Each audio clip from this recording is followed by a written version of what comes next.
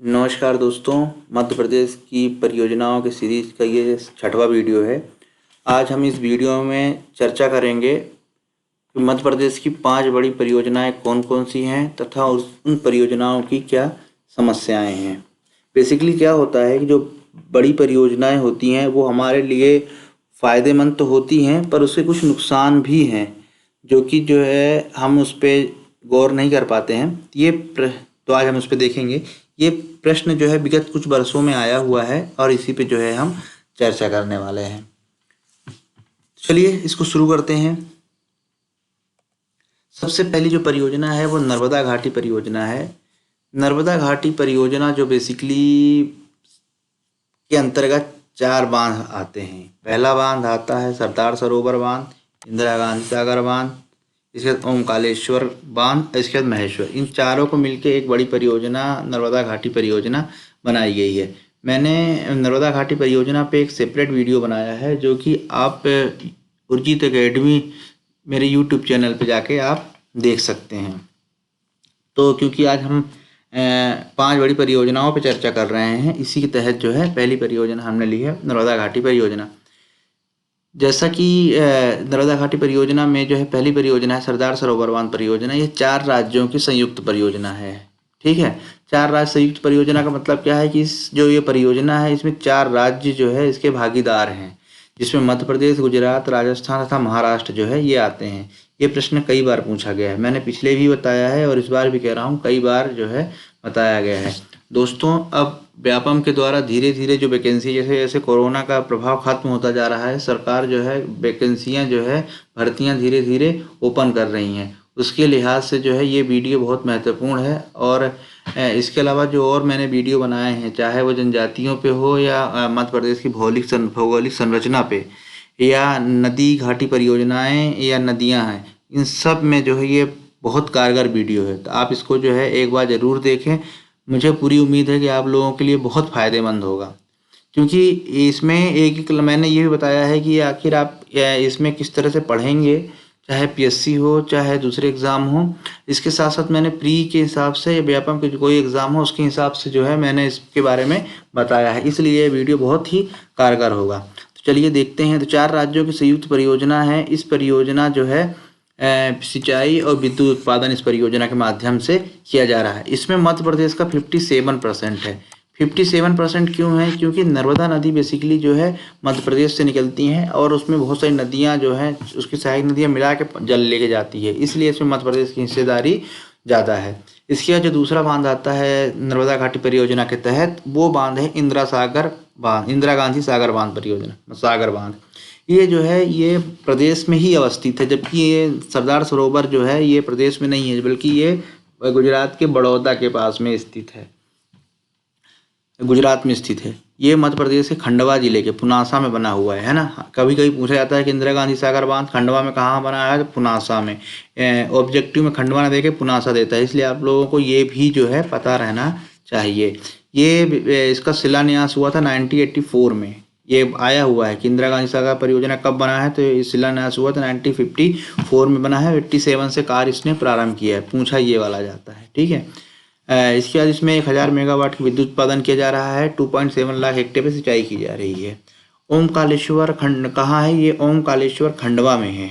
ठीक है, ओमकालेश्वर कहाँ है? खंडवा है। ओमकालेश्वर को ज्योतिर्लिंग के उससे भी जाना जाता है। ओमकालेश्वर 12 ज्योतिर्लिंग में से एक है। ये वही ओमकालेश्वर के उन्हीं के नाम पे ये इस प्रोजेक्ट का नाम पड़ा हुआ है। इसमें 520 मेगावाट विद्युत का उत्पादन किया जा रहा है। इसके बाद महेश्वर बांध है, जो ये खरगोन जिले में आता है। 400 मेगावाट विद्युत का इसमें से उत्पादन किया जा रहा है। दोस्तों, जब मैंने नर्मदा घाटी परियोजना बताई थी तो मैंने उसमें इसमें एक स्पेशल डायग्राम लगाया था, जिससे आप लोगों को समझने में आसानी हो कि ये कौन सा डैम किसके बाद बना हुआ है। देखिए, नर्मदा नदी प्रवाहित हो रही है। सबसे पहले इंदिरा गांधी आया, फिर आएगा ओमकालेश्वर, महेश्वर और फिर लास्ट में यहाँ पे आता है सरदार सरोवर। ठीक है, तो इस चीज़ को आप याद रखेंगे। इसके बाद जो अगला बांध आता है सेकंड नंबर का, बाणसागर बांध। बाणसागर बांध ये शहडोल जिले के देवलोद नामक स्थान पे सोन नदी पे निर्मित है। किस नदी पे निर्मित है? सोन नदी पे। ये बहुत इंपॉर्टेंट है कि सोन नदी पे निर्मित है कहाँ? शहडोल के देवलोध नामक स्थान पे। बाण सागर की जो शुरुआत है 1978 में की गई थी। दोस्तों इसमें जो है ये अगर पीसीएस, क्योंकि ये पीसीएस में भी, ये मेंस के लिए भी बहुत इंपॉर्टेंट क्वेश्चन है, तो आप जो है जैसा मैंने इसमें लिख के बताया है, अगर इस तरह से लिखेंगे तो आपको काफ़ी फायदा होगा। इसमें 3 राज्यों की संयुक्त परियोजनाएं हैं, है ना। कौन कौन से राज्य हैं? मध्य प्रदेश, उत्तर प्रदेश, बिहार। दोस्तों मैंने इसके पहले वाला जो वीडियो बनाया है उसमें मैंने ये बताने की कोशिश की कि अपने मध्य प्रदेश में कितनी ऐसी परियोजनाएं हैं जिसमें दूसरे राज्यों की जो है भागीदारी है, जिसकी संयुक्त परियोजनाएं हैं। तो आप उसमें जो है मैंने सारा बताया हुआ है। और बहुत सारी परियोजनाएं हैं जिसमें प्रदेश के अलावा दूसरे राज्य की भी भागीदारी है। और अमूमन अक्सर जो है प्री में, चाहे पीसीएस हो, चाहे फॉरेस्ट गार्ड हो, चाहे पुलिस कांस्टेबल हो, चाहे एमपीएसआई हो, किसी भी उसमें वो क्वेश्चन पूछे ही जाते हैं। इसलिए उसको जो है थोड़ा सा प्राथमिकता में रखें और उसको जो है एक बार ज़रूर देखें। इसके बाद जो है इन तीनों की हिस्सेदारी जो है 2:1.1 रेशो है, यानी 2 यानी मध्य प्रदेश, फिर उत्तर प्रदेश, फिर बिहार। ये रेशो इसलिए है क्योंकि सोन नदी बेसिकली मध्य प्रदेश से निकलती है, इसलिए उनका हिस्सा जो है ज़्यादा है। इसके बाद जो दूसरी परियोजना है चंबल नदी घाटी परियोजना है। चंबल नदी घाटी परियोजना चंबल नदी पर बनाई गई है, जो कि मध्य प्रदेश और राजस्थान की संयुक्त परियोजना है। यह परियोजना में 3 बांध बनाए गए हैं। कितने बांध बनाए गए हैं? 3 बांध बनाए गए हैं, जिसमें गांधी सागर बांध जो है पूर्णतः मध्य प्रदेश के मंदसौर जिले में अवस्थित है। कहाँ अवस्थित है? मध्य प्रदेश के मंदसौर जिले में अवस्थित है। 115 मेगावाट की बिजली उत्पादन होता है। जितने बांध बनाए गए हैं इसके तहत चंबल घाटी परियोजना के तहत इसमें मध्य प्रदेश और राजस्थान की बराबर की हिस्सेदारी है, यानी 50-50% की साझेदारी है। तो अगर ये 115 मेगावाट का विद्युत उत्पादन किया जा रहा है तो जिसमें 57.5 मध्य प्रदेश में और 57 पॉइंट जो है राजस्थान को जो है दिया जा रहा है।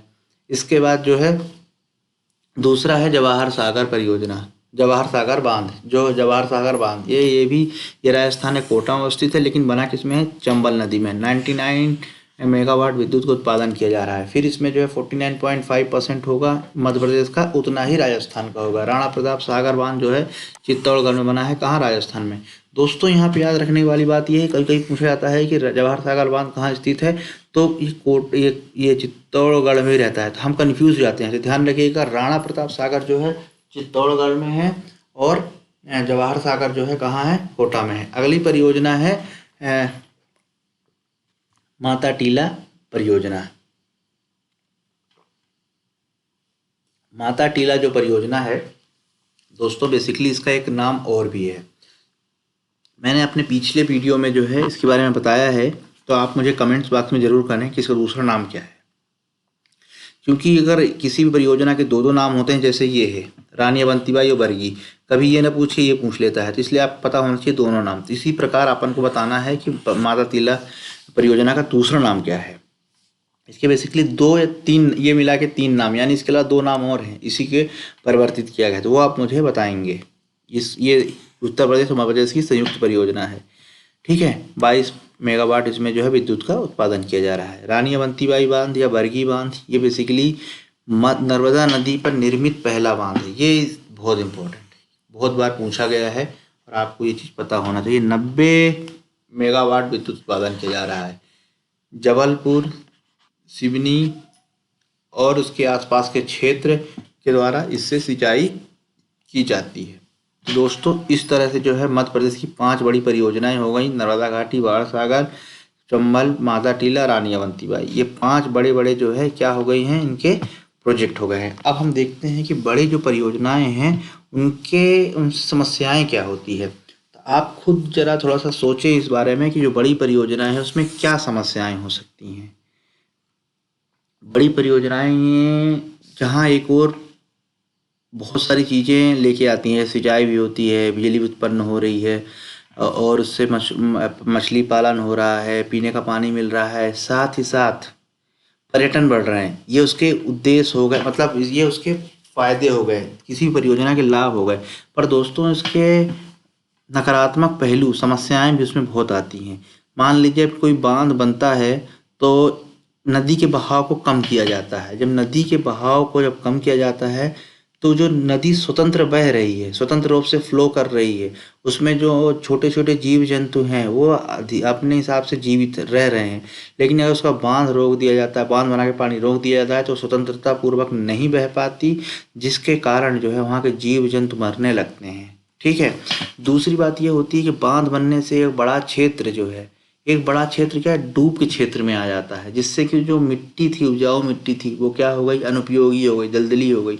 जो वहाँ पे पेड़ पौधे थे वो नष्ट हो गए। यानी एक प्रकार का ये देखा जाए कि वो जो पर्यावरण था उसको काफ़ी नुकसान हुआ। एक बड़ी भूमि जो है जो उपजाऊ होती तो वो बंजर हो गई, वो किसी काम की नहीं रह गई। तो इस तरह से जो है समस्याएं आती हैं। तो चलिए इसको पॉइंट वाइज बिंदुवार देखते हैं हम। पहला देखते हैं, बड़ी परियोजना की सबसे बड़ी समस्या यह है कि इसके कारण एक बड़ा क्षेत्र डूब क्षेत्र में आ जाता है। जैसे देखा जाए इंदिरा सागर बांध, आपको पता है दोस्तों, नर्मदा बचाओ आंदोलन चलाया इसीलिए गया था कि उसमें जो इंदिरा गांधी ओमकालेश्वर महेश्वर या सरदार सरोवर बांध उसमें अंदर बनाया गया था, तो एक बहुत बड़ा क्षेत्र। आपको पता होगा खंडवा का हरसूद क्षेत्र, जो कि डूब क्षेत्र में आने के कारण इसमें बहुत आंदोलन हुए, और इसी का परिणाम है कि नर्मदा बचाओ आंदोलन जो है शुरू किया गया। अब आप लोगों को बहुत इंपॉर्टेंट मैं बात, बहुत महत्वपूर्ण बात बोल रहा हूँ। नर्मदा बचाओ आंदोलन जो है नर्मदा नदी के बचाव संबंधित था। इसमें जो है दो लोगों का बहुत इस आंदोलन को जो शुरू करने में दो लोगों का बहुत हाथ है। पहला तो बाबा आमटे हैं, और दूसरा जो है, आप मुझे कमेंट्स बॉक्स में बताएंगे दूसरा नाम क्या है, और अगर आप नहीं बताएंगे तो मैं अगले वीडियो में आपको मैं बता दूंगा। पर आप लोग कोशिश कीजिएगा कि कौन सा नाम है। ठीक है। चलिए इसके बाद जो है ये डूब क्षेत्र में शामिल होता है। इससे क्या होता है, अपार जन धन और पर्यावरण की क्षति होती है। इससे बाढ़ और आसपास के निवास स्थान का विनाश होता है। यानी जैसे कि हरसूद को मैंने नाम लिया था, तो क्या हुआ, विनाश जो है, मतलब वहाँ पे रहने लायक लोग रह रहे थे, पर डूब क्षेत्र में आने के कारण वहाँ पलायन करना पड़ा। अब क्योंकि किसी भी ऐसी जगह जहाँ आदमी की यादें और शुरू से रह रहा है, उस चीज़ को छोड़ के जाना कहीं मानवीय, एक प्रकार की मानवीय क्षति ही होती है। ठीक है। तो इस तरह से जो है इसकी ये समस्याएं हैं। दूसरी बड़ी परियोजना की ये क्या होता है कि बड़ी परियोजना समय पर पूरी नहीं हो पाती हैं। जैसे मान लीजिए कि कोई परियोजना बनाई जा रही है, और बहुत सारी ऐसी परियोजनाएं हैं जो कि शिलान्यास आज हो रहा है 2020 में, वो जाके बनती है 2040 से 50 में। तो उस दौरान की जो लागत है, उस क्योंकि 10 साल का इसमें टारगेट किया गया था, तो उस हिसाब से उसका जो कोर्स है निर्धारित किया गया। लेकिन अगर वो जितना ही डिले होती है, उसका जो है लागत कई गुना बढ़ती जाती है, क्योंकि महंगाई बढ़ती जाती है तो उसकी लागत भी बढ़ती जाती है।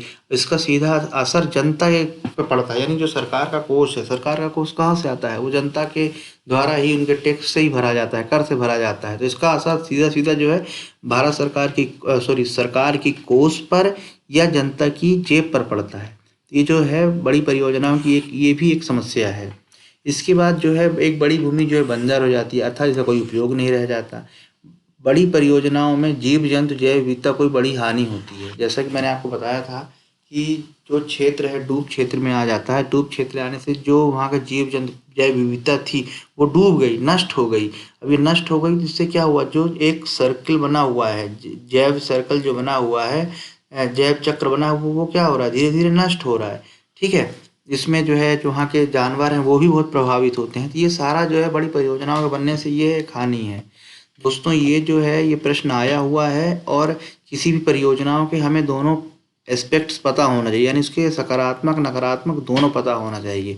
ठीक है। ये जो है आपको बहुत ही कम उसमें मिलेगा, मैंने इसको बनाने के लिए बहुत मेहनत की है। ठीक है। अगर आपको इसमें इसके अलावा अगर आपको और कुछ जानना है तो आप जो है आप मुझे कमेंट बॉक्स में बता सकते हैं। बड़ी परियोजनाओं से नदियों का इकोसिस्टम खराब होता है। जैसा कि मैंने आपको बताया था कि नदी जब स्वतंत्र रूप से प्रवाहित होती है, तो क्या होता है कि उसके जो जीव जंतु हैं वो उसी हिसाब से विचरण करते हैं, चलते हैं, जीवित रहते हैं। लेकिन अगर उसका पानी जब रुक जाता है तो वो क्या होते हैं, वो मरने लगते हैं। जब मरने लगते हैं तो पानी की गुणवत्ता में कमी आती है, और जो जैविक चक्र है वो भी जो है नष्ट होता है। इसके अलावा बड़ी परियोजनाओं से उपयोगी या कृषि योग्य भूमि का अधिग्रहण करना पड़ता है। क्यों?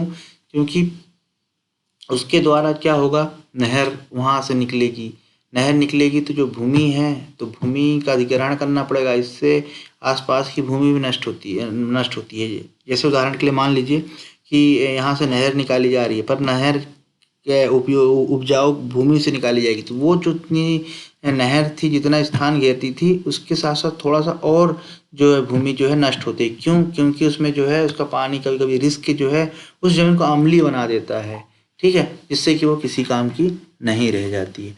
तो दोस्तों ये जो प्रश्न है जो है आज का जो है हमारा इसका उत्तर समाप्त हुआ। आप इसे एक बार देखेंगे, एक बार पढ़ेंगे और मुझे उम्मीद है कि आप लोगों को पसंद भी आएगा। और साथ ही साथ ये जो प्रश्न है ये प्रश्न काफ़ी बार पूछा गया है और मैंने इसको जो है इसमें शामिल किया है, तो कृपया इसको एक बार देखें। और आपको जो इसमें समस्या आती है, ऐसा लगता है कि मुझे इसमें और कुछ जानना है, इसके अलावा इस परियोजना के अलावा अगर आप और कुछ जानना है तो आप मुझे कमेंट्स बॉक्स में बताइए, मैं उसका ज़रूर वीडियो बना के आपको भेजूँगा। पढ़ते रहिए, नोट्स बनाते रहिए। नमस्कार।